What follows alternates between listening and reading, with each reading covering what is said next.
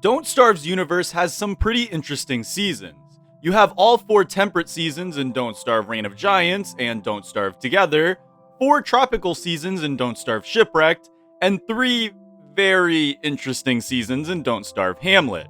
I have played every iteration of Don't Starve, and I know almost everything about each season that this Don't Starve universe has to throw at us. So what's the best thing to do with this knowledge? That's right, make a tier list.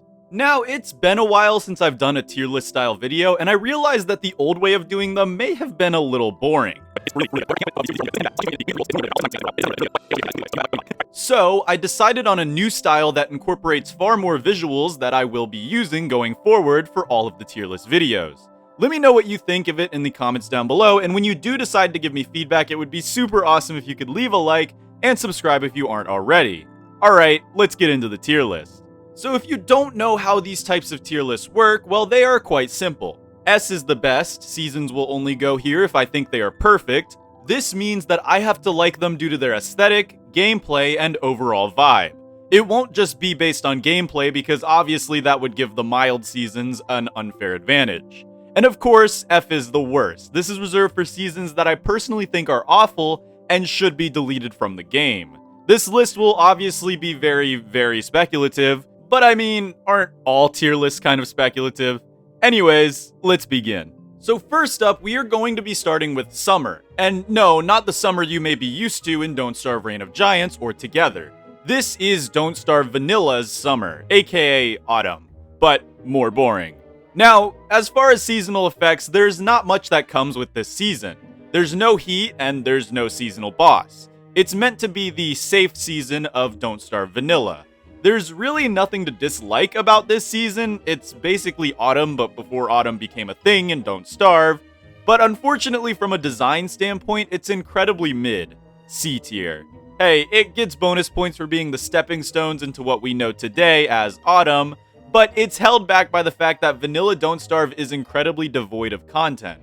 Also, I know summer in games is generally depicted as a pleasant season, but I'm glad that Klei made summer awful in future versions, as it truly would suck to be in a survival situation during the extreme heat of summer. Next up, we have winter from Don't Starve Vanilla.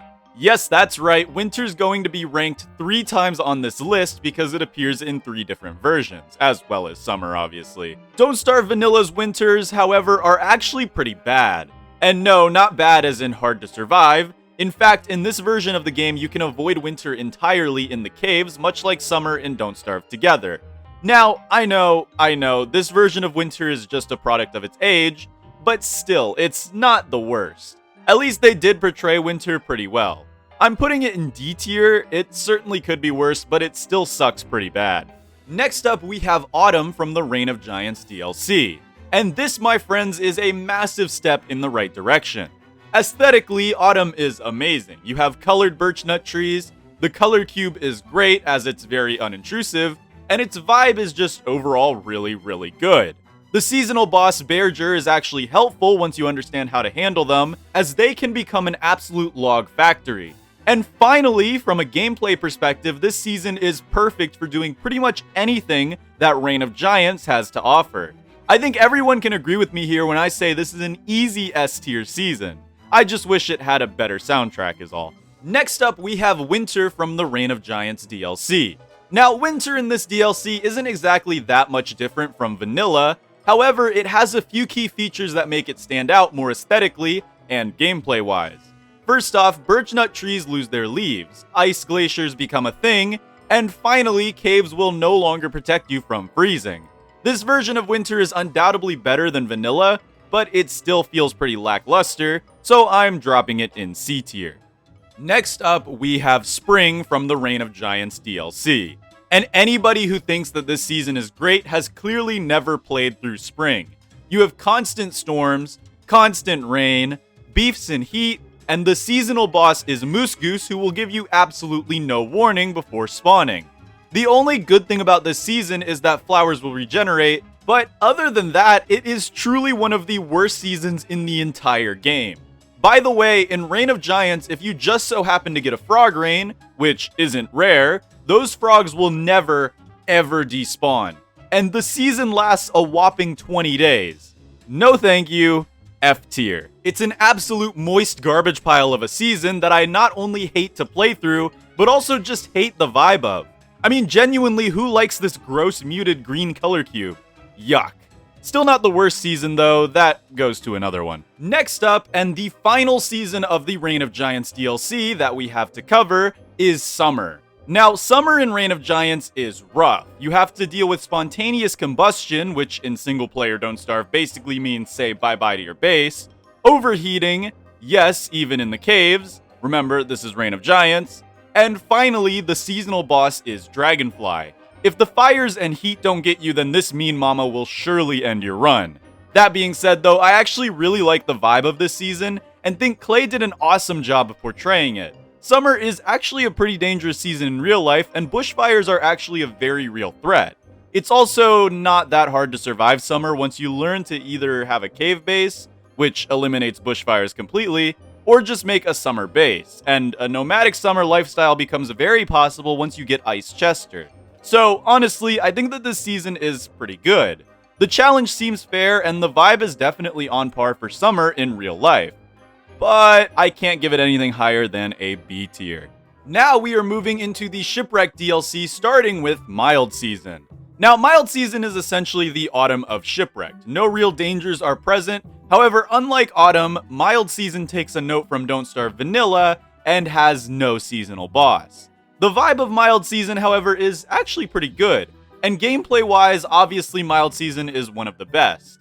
I'm putting this in a solid A tier position.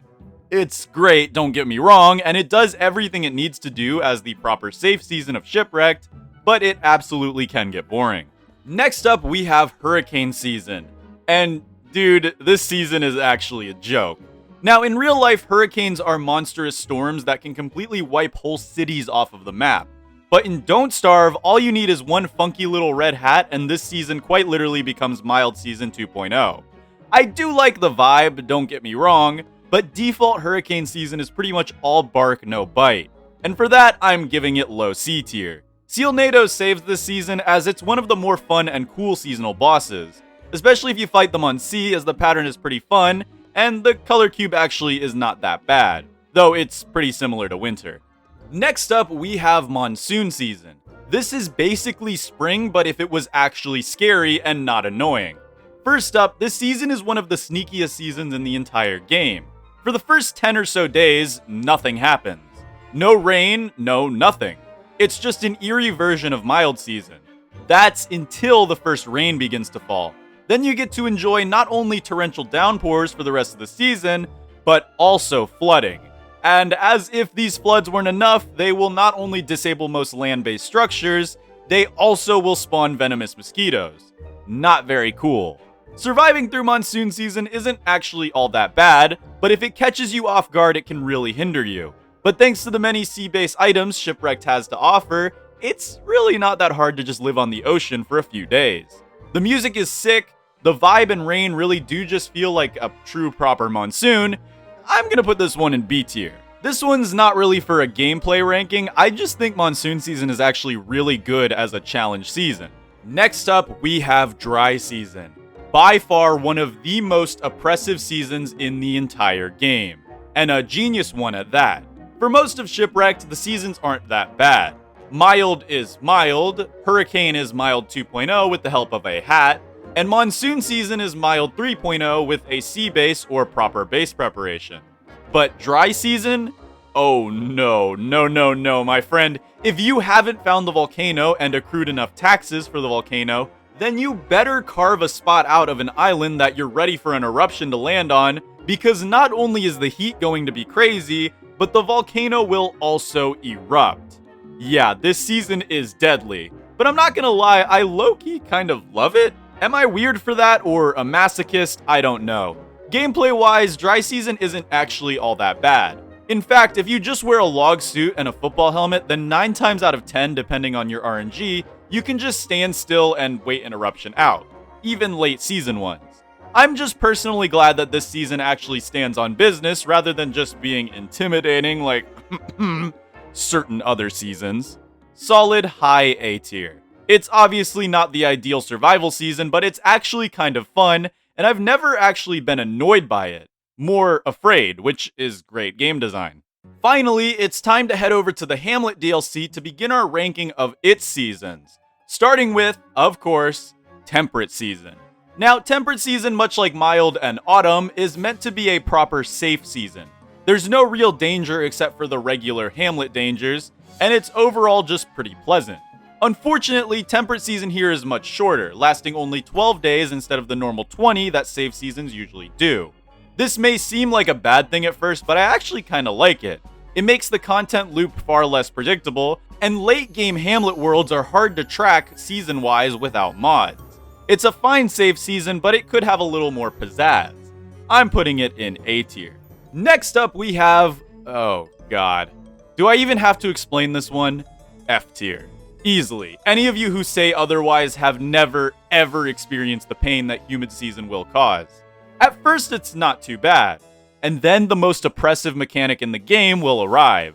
The fog. Not wearing a pith hat, weevil mantle, or cowl? Well, good luck because now you are slowed to a crawl. If you decide to wear a pith hat or weevil mantle, it will surely fix the whole slowness effect, but guess what? You will still get no vision. The only fix to both effects is the cowl, but this thing costs compasses. Who the hell even makes compasses, dude? Unless you happen to be Wagstaff main, Humid Season is absolutely awful. You'll basically be praying every time you walk through the jungle that the fog doesn't come. Oh yeah, and if the fog doesn't get you, the billions of rabid beetles will. What a gross season. Easily the worst season in the entire Don't Starve universe. Next up is Lush Season. And honestly, many people complain about the whole allergy system, but I think Lush Season is actually a buff, believe it or not. Allergies aren't hard to take care of and are a pretty unique mechanic. Just chug a few teapods every now and then, or if you collected nettles during Humid Season, then you'll be all good. Food and health is a non-issue during this season too, as tubers will bloom, allowing you to eat them cooked for food or raw for health. That leaves sanity, which is also actually pretty easy to deal with via lotus roots. Overall, I actually enjoy the unique challenge this season presents. Yeah, it's annoying, but unlike a certain other mechanic, it can be countered fairly easily without sacrificing a head slot, body slot, or rare resources. Just some tea trees and some fire. B tier. The final Hamlet season that isn't really actually a season is the Apocalypse. Now, in-game, this isn't considered a season, but for the purpose of this list, I'm going to be considering it one. That's because it changes absolutely everything about the map and has unique effects. And dude, I love the Apocalypse. It's completely avoidable, but those who dare to let it run will suffer dramatically. It does an amazing job at being what it's supposed to be, an apocalyptic event. Plus, you can get the best backpack in the game during this event, the Void Cloak. Easily an S tier season. One of the best seasons that you can actually encounter, and I'm still mad that the Void Cloak isn't available in Don't Starve Together. Speaking of Don't Starve Together, it's time to move into Don't Starve Together's seasons. Starting with, you guessed it, Autumn. There are a few differences that make Don't Starve Together's Autumn a little more vibe-friendly, that being the crops. I love the new farming system, and I think that it's really cool to have rotations for each season. That being said, I mean, come on, it's obvious. It's going with the Reign of Giants Autumn in S tier, because there's not really that many differences. Next up, we have Don't Starve Together's Winter. Now, survival-wise, winter is actually easier to survive in Don't Starve Together. Trees burn for much, much longer, thermal stones retain heat way better, there are more sources of heat, even infinite ones like the Scaled Furnace, and finally, you can grow crops. Now, most of this I don't mind. You know, in its evolution to a modern game, Don't Starve had to eliminate some of its oppressiveness to cater to a wider audience. But they really kind of turned winter into a joke, especially because now you can grow crops during winter. Granted, I know there's a vegetarian survivor now and all, but still, it's just kind of weird to me. And I think Don't Starve Together's winter lost that harsh charm from its Reign of Giants days. So I'm gonna put it in D tier. Next up is spring. Now, as you all know, I absolutely hate spring. I made that clear earlier. But Don't Starve Together actually found a way to make spring pretty bearable. First off, frogs from frog rains now despawn after enough time, which is great because it means you won't get overwhelmed. But also, Moose Goose is no longer a seasonal boss. Rather, she has predetermined spawn areas. This not only stops Moose Goose from just insta-spawning in your base, but also allows you to more efficiently farm her, as there will be multiple Moose Gooses per season. Not to mention that this is actually the best season for farming, a mechanic that I really like. I actually think Klei cooked with these changes and made spring way less oppressive and more of a safe season like it was supposed to be. B tier. Still not as good as autumn, obviously. Last but not least, we have summer in Don't Starve Together. Much like winter, summer got a massive survivability bonus. Not only do fires spread much slower, like a lot slower, but also there's the watering can, which is mobile thermal stone cooling. And if you want to, the caves provide 100% overheat protection. So unlike Reign of Giants, you can just go into the caves for the entire season. Now personally, I do think this feels a little more appropriate for summer, but the fact stands that most of the challenge of summer has been removed. And basically everything it presents is now a nuisance, not a challenge. So that's gonna land it in D tier. Also, Antlion isn't really hard, it's just straight up annoying. And, you know, like, it doesn't provide any challenge or anything. And there we have it. Our final list is this right here. This is obviously my opinion, so feel free to leave your own down in the comments below. And while you're down there, leave a like and subscribe if you aren't already. Also, now let me give a huge shout out to all of my channel members. You guys seriously are super awesome. Also, YouTube thinks you would like this video, so I'll see you there.